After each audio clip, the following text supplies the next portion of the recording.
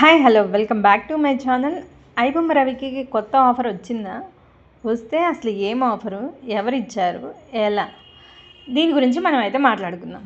అసలు నార్మల్గా ఐబొమ్మ రవిని అయితే మన పోలీస్ కస్టడీలోనే ఉంచారు. యాక్చువల్లీ రోజు ఏదో ఒక న్యూస్ అయితే బయటకు వస్తుంది. ఇతను 100 కోట్లు లాభం పొందాడు, 20 కోట్లు, 30 కోట్లు, ఏ మీడియాకి సంబంధించి ఆ మీడియా వాళ్ళైతే మాట్లాడుకుంటూ ఉన్నారు. ఇప్పుడే వచ్చిన లేటెస్ట్ న్యూస్ వచ్చేసేటప్పటికి ఐబొమ్మ రవికి సైబర్ క్రైమ్లో ఒక పెద్ద పోస్ట్ అయితే ఇవ్వబోతున్నారు అని చెప్పేసి న్యూస్ అనమాట. ఈ న్యూస్లో ఏంటంటే ఈ రవి అసలు ఈ పోస్ట్ని ఒప్పుకున్నాడా లేదనేది this is the one of the big twist అనమాట. యాక్చువల్లీ మన యంత్రాంగం అనేది చాలామంది నారాయణ గారు కానీ పెద్ద పెద్ద మహానటులందరూ మాట్లాడారు. ఏమని, ఈ రవికి మంచి పోస్ట్ ఇచ్చి పొజిషన్ ఇస్తే రవి ఏదైనా సైబర్ క్రైమ్లో హెల్ప్ చేయగలుగుతాడు మన పోలీస్ యంత్రాంగానికి అని చెప్తున్నారు. కానీ మన రవి ఏమని చెప్తున్నారు అంటే, నేనైతే ఐబొమ్మ అనే ఒక రెస్టారెంట్ కరేబియన్ దీవుల్లో స్టార్ట్ చేసి అక్కడే నేను నా లైఫ్ని ఎంజాయ్ చేయాలి అని అనుకుంటున్నాను అని చెప్పేసి చెప్పాడనమాట. అయితే ఈ జాబ్ని తిరస్కరించాడా అంటే అది మాత్రం ఇంకా అయితే బయటికి రాలేదు. బట్ ఇంకా అయితే చర్చలు అయితే కొనసాగుతూ ఉన్నాయి. మేబీ చాలామంది ఇంకా మాట్లాడతారు.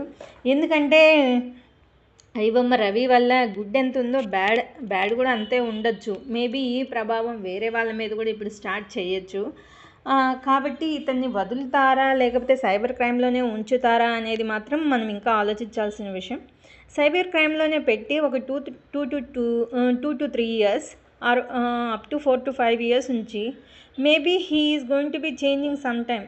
అతను ఏమైనా మారితే తర్వాత ఏదైనా డెసిషన్ అయితే తీసుకుంటారని ఇప్పుడైతే న్యూస్ అయితే చర్చనీయాంశంగా మారిందనమాట.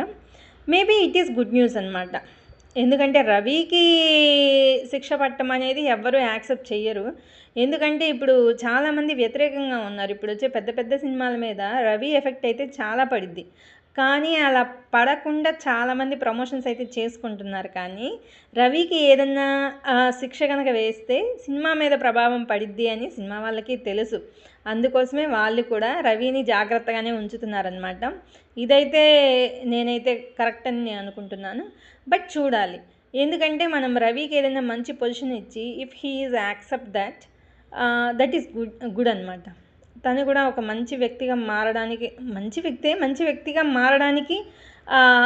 ఇది గుడ్ ఛాన్స్ అనమాట. ఎందుకు అంటే నేను ఇలా అంటున్నాను, అసలు టాలెంట్ ఉన్నవాడికి అవకాశం ఉండదు, అవకాశం ఉన్నవాడికి టాలెంట్ ఉండదు, ఈ రెండు ఉన్నవాడికి టైం అనేది ఉండదన్నమాట.